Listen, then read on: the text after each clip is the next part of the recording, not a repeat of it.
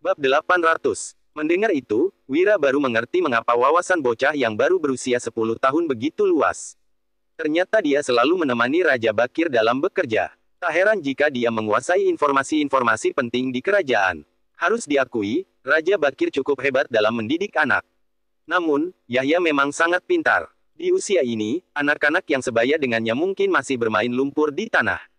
Sementara itu, Yahya mampu menganalisis situasi kerajaan dan mengetahui beberapa informasi sederhana. Tentu saja, dia juga bisa memahami sedikit hal-hal yang lebih rumit. Begini saja sudah sangat luar biasa. Pangeran Yahya sangat pintar. Saya harap pangeran akan menjadi raja yang baik di masa depan, ujar Wira sambil tersenyum. Mendengar itu, Yahya bertanya dengan rasa ingin tahu. Tuan, apa kamu tahu cara menjadi seorang raja yang baik? Wira memikirkannya sejenak sebelum berkata. Raja yang baik mencintai rakyat seperti anaknya sendiri. Dia berotak licin, tapi tidak berlebihan. Memiliki kemampuan untuk membedakan benar dan salah, menghargai orang bertalenta, serta tahu batasan. Karena ada kalanya, lepas tangan justru lebih baik. Yahya mengerjapkan matanya yang besar, menunjukkan ekspresi kebingungan yang jarang terlihat.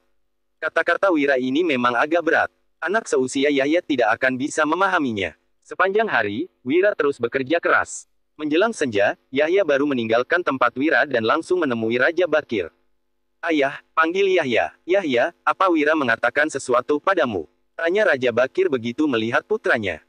Pertama, dia penasaran. Kedua, dia ingin tahu apakah Wira punya rencana khusus.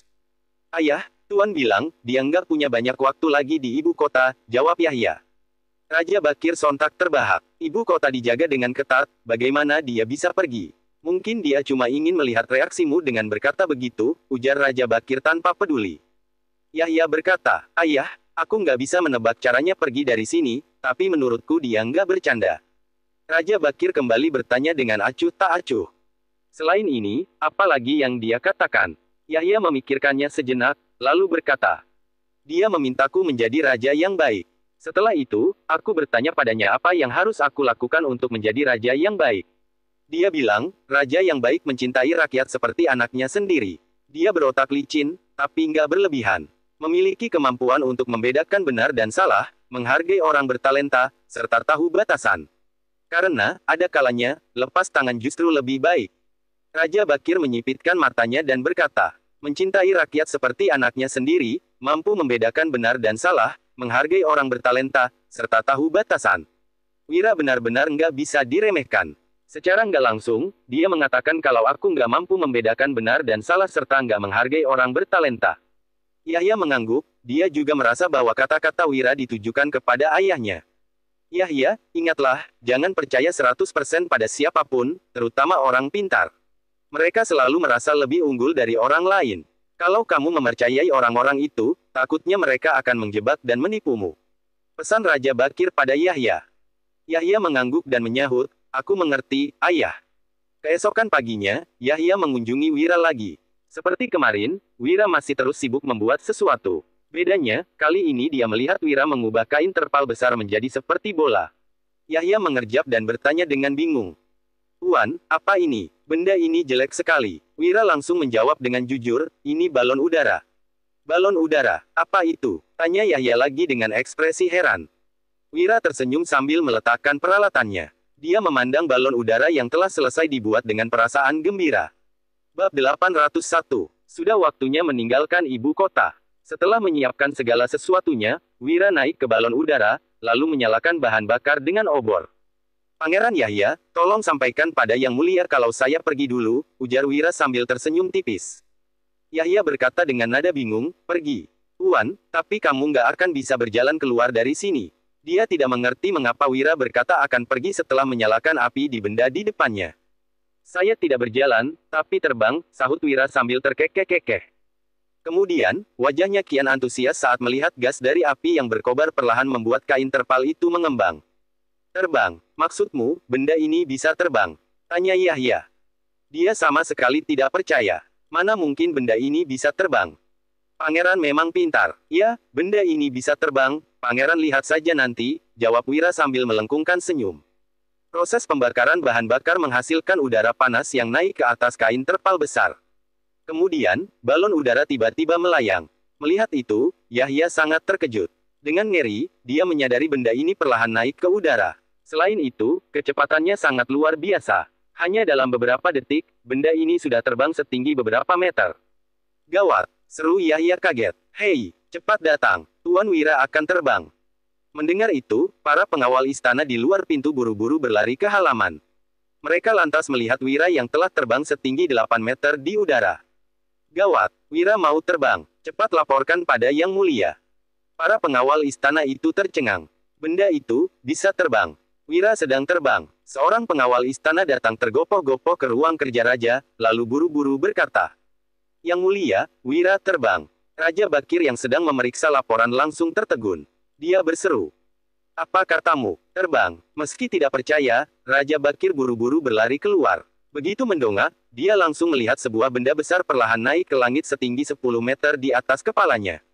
"Yang Mulia, hamba pergi dulu, jangan rindukan hamba. Hamba tahu Yang Mulia pasti marah, tapi hamba sudah terlalu lama di sini. Sekarang, semua dalam keadaan damai, mohon Yang Mulia jangan mencari masalah dengan hamba." Seru Wira dari balon udaranya. "Cepat tembakkan panah, buat dia jatuh," perintah Raja Bakir dengan berang. Dia tidak menyangka Wira benar-benar bisa terbang. Namun, busur dan panah tidak dapat memelesat setinggi belasan meter. Saat mereka sadar akan hal itu, balon udara Wira telah melayang jauh. Raja Bakir naik darah. Dia benar-benar ingin mengutus orang untuk menangkap Wira. Akan tetapi, dia sudah kalah. Lagi pula, belum tentu dia bisa menangkap Wira kembali. Sekalipun berhasil dilakukan, itu akan sangat memalukan. Berita tentang Wira yang kabur dengan balon udara juga sampai ke telinga Yuda. Dengan tidak percaya, dia mendongak dan melihat titik hitam besar melayang di udara. Wira benar-benar melakukan apa yang dia katakan, dia terbang keluar dari ibu kota. Gumam Yuda. Bab 802. Wira berdiri di atas balon udara dengan hati riang. Pasti tidak ada yang menyangka bahwa dirinya bisa melarikan diri. Sekarang, meskipun mereka murka karena menyadari dirinya kabur, mereka pun tidak bisa berbuat apa-apa. Wira memandang sekeliling sambil menghela napas. Dia tampak sangat menikmati pemandangan indah di atas langit. Dia mengendalikan balon udara menuju ke arah dusun Darmadi. Namun, angin kencang tiba-tiba menerpa dari kejauhan. Balon udara seketika kehilangan kendali dan menyimpang ke arah barat. Wira bahkan tidak bisa berdiri dengan stabil. Dia segera meraih pegangan di balon udara supaya dirinya jatuh. Namun, arah balon udara telah menyimpang jauh. Tidak ada cara untuk kembali lagi. Setelah beberapa waktu berlalu, balon udara itu perlahan mendarat di sebuah gunung terpencil yang tandus. Wira melompat keluar dan menyusuri jalan setapak menuju kota kecil di kaki gunung. Wira pergi tanpa membawa sepeser uang pun. Dia membutuhkan uang dalam perjalanan ini, tetapi selain senapan, dia hanya memiliki pakaian yang sedang dikenakannya. Wira pun melepas mantelnya dan pergi ke pegadaian di kota. Dia berniat menggadaikan pakaiannya untuk digunakan dalam perjalanan. Bos pegadaian sangat senang menerima pakaian yang dijahit dengan rapi dan terbuat dari bahan mahal itu. Dia langsung memberi Wira 20.000 gabak. Meski tidak terlalu banyak, uang itu cukup untuk saat ini. Setelah keluar dari pegadaian, Wira berencana membeli seekor kuda. Tak disangka, baru berjalan beberapa langkah, dia tiba-tiba ditabrak oleh seseorang. Begitu menoleh, Wira mendapati orang yang menabraknya adalah seorang pengemis berusia sekitar 15 atau 16 tahun yang berpakaian compang camping. Pengemis kecil itu memandangnya takut-takut, lalu segera berbalik dan berlari ke depan. Wira merasa heran, seperti ada yang ganjil dengan sorot mata pengemis kecil itu. Namun, dia tidak terlalu memikirkannya. Wira hendak melanjutkan langkahnya ketika dia merasakan sakunya terasa ringan. Dia buru-buru merabanya dan mendapati uang yang baru diterimanya raib, bahkan senapannya pun hilang. Gawat, pasti pengemis kecil itu yang mengambilnya. Wira diam-diam memaki, lalu mengejar pengemis itu. Pengemis kecil itu berlari sangat kencang sampai ke desa pegunungan yang terpencil. Dia ingin langsung masuk ke rumah dan mengunci pintu.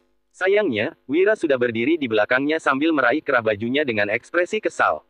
Lepaskan aku, seru pengemis kecil itu sambil meronta. Akan tetapi, dia terlalu lemah. Wira berkata dengan alis berkerut, kembalikan uang dan barang yang kamu curi dariku. Berani sekali kamu, pengemis kecil. Untungnya, pengemis kecil itu tidak tahu cara menggunakan senapan. Jika tidak, Wira akan sedikit kerepotan. Jangan memfitnah, aku nggak mencuri uangmu. Kilah pengemis kecil itu sambil memukul Wira. Dia masih tidak mau mengaku bahwa dia telah mencuri. Kamu masih nggak mau ngaku.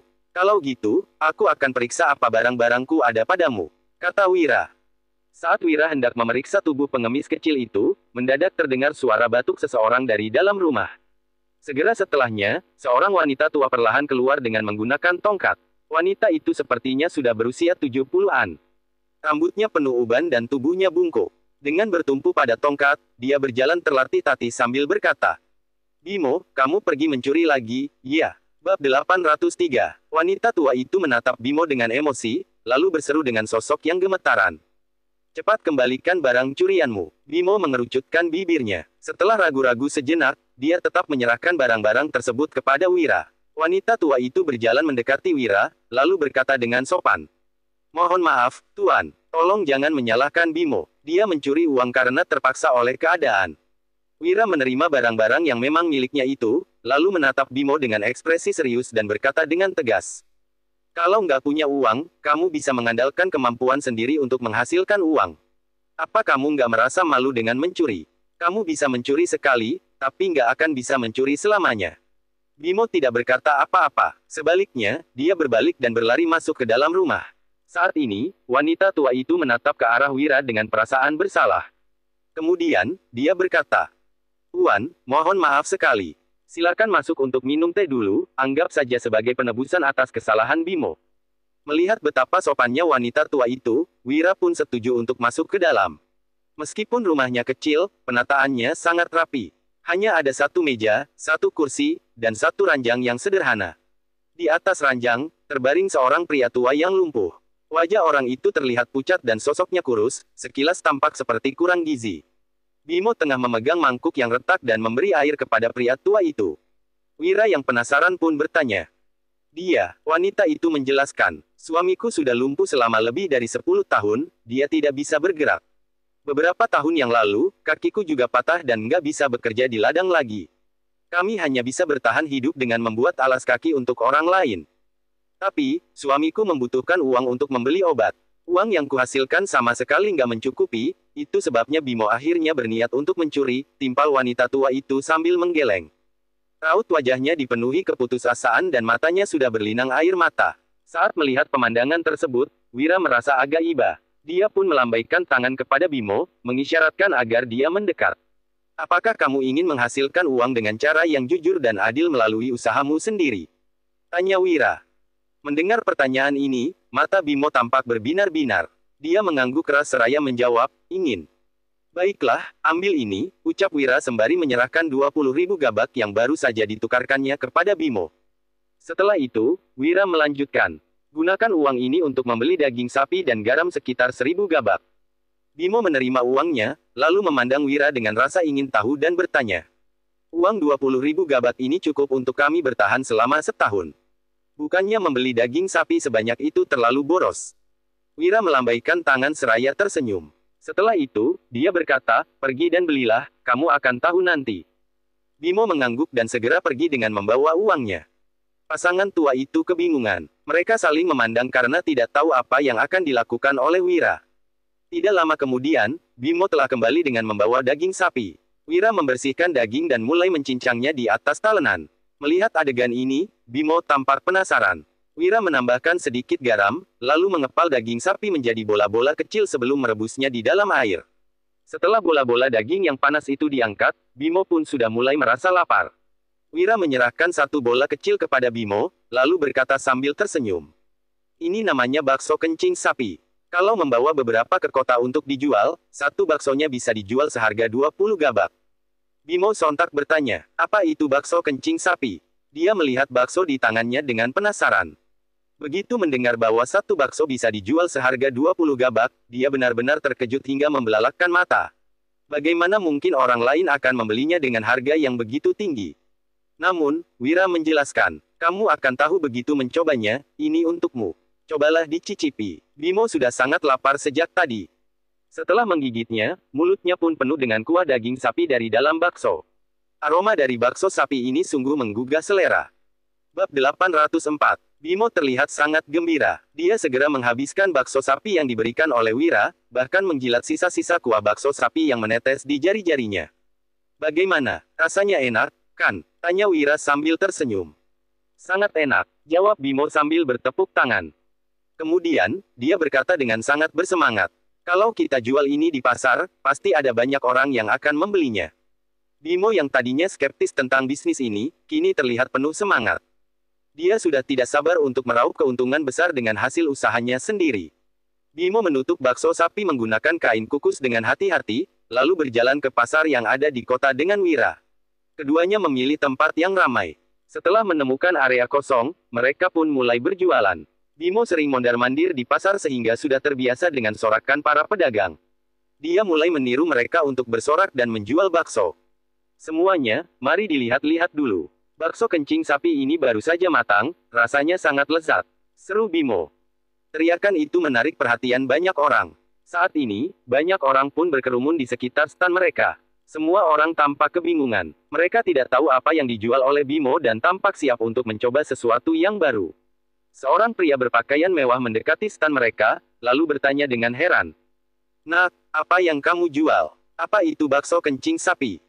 "Hehe, bakso kencing sapi adalah bakso yang terbuat dari daging sapi, tapi di dalamnya, ada kuah daging sapi yang lezat. Begitu digigit, rasanya bukan hanya lezat, tapi kuahnya juga akan meledak di mulutmu, rasanya luar biasa," jelas Bimo. Berdasarkan instruksi Wira, Bimo pun mengambil satu bakso dengan tidak rela dan menyerahkannya kepada pria tersebut. Pria itu memegang bakso dan menciumnya. Aroma daging sapi yang lezat langsung menerpa wajahnya. Air liurnya sontak mengalir, lalu dia mencoba menggigitnya, seperti yang dikatakan oleh Bimo, aroma lezat segera memenuhi mulutnya. Kemudian, kuah daging sapi sontak meletus dari dalam bakso dan memenuhi mulutnya dengan rasa daging sapi yang manis dan lezat. Rasanya benar-benar fantastis. Mata pria itu sontak berbinar-binar, lalu dia segera menelan bakso sapi itu dan bertanya kepada Bimo dengan antusias. "Berapa harga bakso kencing sapi ini?" Melihat bahwa ada yang tertarik dengan dagangannya, ekspresi Bimo tampak sangat semangat. Dia mengacungkan dua jarinya, lalu memberi isyarat seraya berkata, "Tuan, satunya hanya 20 gabak." Pria itu lumayan terkejut sehingga berseru. "Apa, 20 gabak? Dengan ukuran bakso sekecil itu, harga 20 gabak mungkin terasa mahal jika dibandingkan dengan makanan lain. Akan tetapi, karena bahan bakunya adalah daging sapi dan rasanya begitu enak, ditambah dengan fakta bahwa dia tidak kekurangan uang, pria itu langsung mengeluarkan 400 gabak dan memberikannya kepada Bimo. Setelah itu, pria itu berkata dengan lugas, "Aku mau beli 20 biji. Baunya enak sekali, aku juga mau beli 10 biji dan mencicipinya nanti di rumah. Aku mau 30 biji." Saat ini, makin banyak orang yang datang. Dagangan Bimo pun makin laku. Dalam waktu kurang dari setengah jam, semua bakso kencing sapi telah habis terjual. Bimo menghitung uang di sakunya dengan senang hati. Tiba-tiba, dia membelalakan matanya dan memandang dengan kagum ke arah Wira sembari berkata, "Kak, coba tebak berapa banyak uang yang kita hasilkan dari jualan kali ini." Wira memandang Bimo seraya terkekeh-kekeh, lalu berbalik bertanya, "Berapa banyak?" Bimo mengepalkan tangannya dan berkata dengan kagum. 100.000 gabak, totalnya 100.000 gabak. Bab 805. Wajah Bimo dipenuhi dengan ekspresi gembira. Dia menyerahkan semua uang yang didapatkannya kepada Wira dengan sangat bersemangat, lalu berkata sambil tersenyum. "Kak Wira, kamu sungguh luar biasa. Uang ini untukmu." Namun, Wira tidak menerima uang tersebut. Sebaliknya, dia malah berkata sambil tersenyum pelan, "Gunakan uang ini untuk membeli lebih banyak daging sapi dan membuat lebih banyak bakso sapi." Bimo amat terkejut saat mendengar ini. Dia sontak bertanya, "Apa kamu benar-benar ingin menggunakan semua uang yang kita hasilkan untuk membeli lebih banyak daging sapi? Tapi, ini adalah 100.000 gabak. Tentu saja, kita selalu ingin mendapatkan lebih banyak uang, bukan?" tanya Wira sambil tersenyum. Setelah itu, dia mendesak Bimo dengan berkata, "Sana pergi beli. Besok, kita akan kembali ke sini dan menjual lebih banyak bakso sapi. Hari ini, kita sudah berhasil mempromosikan dan menjual semuanya. Besok, pasti akan ada lebih banyak orang yang datang untuk membeli bakso sapi." Melihat Wira yang bersikeras, Bimo tidak lagi menolak. Dia hanya mengangguk setuju dan segera pergi ke toko daging untuk membeli daging sapi. Lantaran sudah berpengalaman, tingkat keahlian Bimo dalam membuat bakso sapi telah meningkat pesat. Dia dapat menyelesaikan semua langkah yang diajarkan oleh Wira sendirian. Tidak lama kemudian, bakso kencing sapi segar telah selesai dibuat. Kali ini, jumlah bakso yang banyak membuat Bimo dan Wira harus membawa gerobak untuk membawa dagangan mereka ke tempat yang sama di kota. "Semuanya, mari dilihat-lihat dulu." Bakso kencing sapi yang baru jadi, ayo silakan dicoba. Ketika Bimo baru berteriak sejenak, banyak orang segera berkerumun di standnya. Mereka tidak sabar untuk membeli bakso sapi, bahkan ada yang langsung mulai makan setelah membayar. Dalam waktu singkat, mereka berhasil menghasilkan hampir 200.000 gabak. Raut wajah Bimo tampak berseri-seri. Uang ini sangat mudah dihasilkan. Dari kejauhan, seorang pria berpakaian mewah yang melihat adegan ini tampak sangat iri. Apabila dia juga menjalani bisnis yang begitu laku, pasti akan mendapatkan banyak keuntungan. Itu sebabnya, dia segera mendekati Bimo dan bertanya sambil tersenyum. Nah, bakso kencing sapimu sangat harum. Bagaimana cara kamu membuatnya? Tanpa menunggu jawaban dari Bimo, pria itu sudah mengeluarkan 10.000 gabak dan meletakkannya di atas gerobak Bimo, lalu dia bertanya. Aku punya 10.000 gabak, bagaimana kalau kamu menjual resepnya kepadaku? Akan tetapi, Bimo sontak terlihat kesal. Dia melambaikan tangannya dan menolak dengan tegas. Maaf, Tuan, kamu hanya bisa membeli bakso kencing sapi.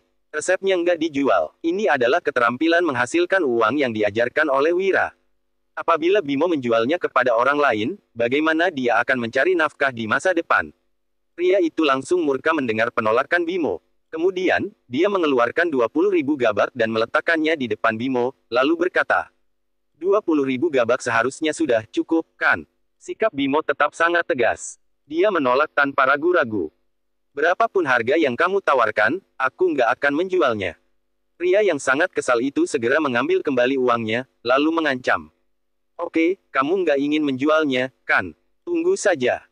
Lantaran Bimo tidak ingin menjual resepnya, jangan harap dia bisa berjualan di sini lagi. Pria tersebut segera mencari kerabatnya yang bekerja di pengadilan. Dalam waktu singkat, beberapa petugas pengadilan pun datang. Petugas pengadilan yang memimpin tampak tegas. Dia menunjuk Bimo seraya berkata dengan nada tegas. Kamu nggak diizinkan berdagang di sini. Bimo tidak pernah menghadapi situasi sebesar ini sebelumnya. Dia sangat gugup dan bergerak ke belakang Wira secara refleks. Bimo sama sekali tidak berani berbicara dengan petugas pengadilan. Melihat ketidaksopanan dan sikap kasar petugas pengadilan, ekspresi Wira langsung menjadi suram. Dia mendekati mereka, lalu mengernyit dan berkata dengan nada dingin. Nggak diizinkan. Bisakah kamu menjelaskan alasannya?